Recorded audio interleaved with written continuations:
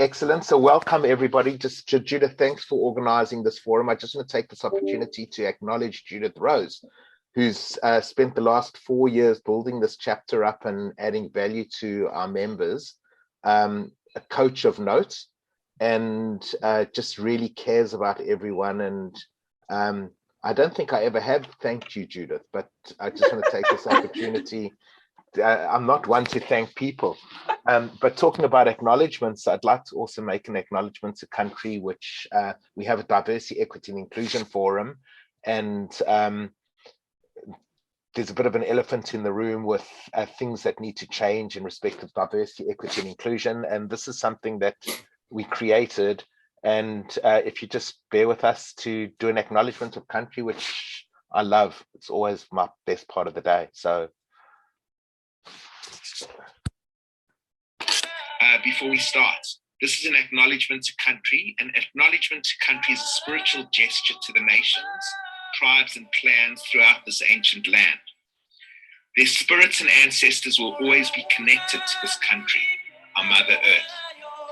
As we meet today on many different Aboriginal lands, I come to you from Gadigal country. I would like to acknowledge the traditional custodians and owners of the land that we stand on. I acknowledge their continued connection to the waterways, land, sky, and culture. I pay my respects to their elders, both past and present, and extend their respect to their youth, who are their future leaders. I would also like to acknowledge all other First Nations people that have joined us today, and in the spirit of reconciliation, extend that to all the many cultures that make up this great country. And this great planet.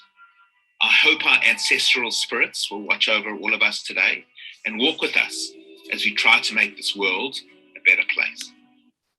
That is so beautiful, Ivan. Thank you so much. And I think that this is really shows how this group has evolved and developed over the time, because for me, coming from South Africa, acknowledgement of country has never been something that we do, but my children at school have always acknowledged country every single day, and bringing that incredible recognition of the diversity, the differences, and the similarities among us, which is so obvious at this time when we all, especially if you're living in Sydney or Melbourne or you're locked at home and everyone's really going through something so similar, and bringing us all together and recognizing that is just such a beautiful thing.